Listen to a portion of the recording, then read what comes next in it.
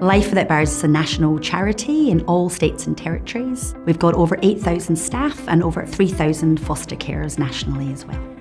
We believe there's a critical link between workplace culture and recovery at work. We know that if we have a really healthy culture that's in line with our values, somewhere that really cares about everyone, that really cares about their well-being, particularly if they've been injured, then that's the kind of culture that someone wants to be part of. And we know that where we're able to get that right, people recover really well at work. Some of the key changes that we made at Life Without Barriers around return to work included a real examination of our processes, our practices and our procedures. We essentially rewrote our return to work program, not only to ensure the program is compliant with CIRA guidelines, but to also ensure that the program's written in a plain English form that's easily understood by employees.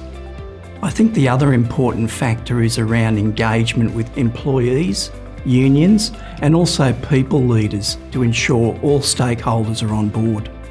We also felt that we needed to make some changes in our early intervention piece, and our early communications with injured employees was really important. And that included developing information packs which provided some really key information that we could distribute to employees and their supervisors around the process. Our approach to early intervention centres around a 24/7 nurse triage service to ensure that all of our staff have access to immediate medical advice as soon as possible after an injury has occurred. In a business that operates 24/7, this service has made a significant difference in our return to work process.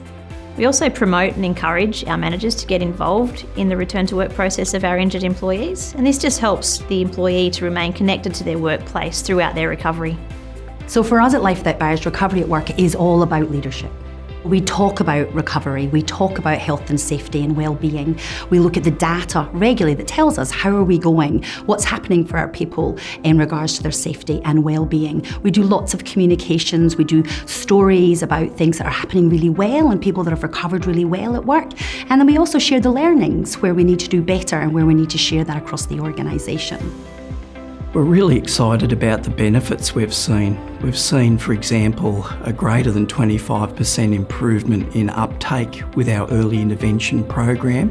We've also seen a 30% improvement in return to work rates, particularly in the last 6 months. Engaging as early as possible in the return to work process with the employee is critical, and it's a core cornerstone of the whole process. Ensuring communications are positive, clear and goal-directed will assist as well. And don't forget there's also a wealth of information available from CIRA and Safe Work New South Wales on their websites.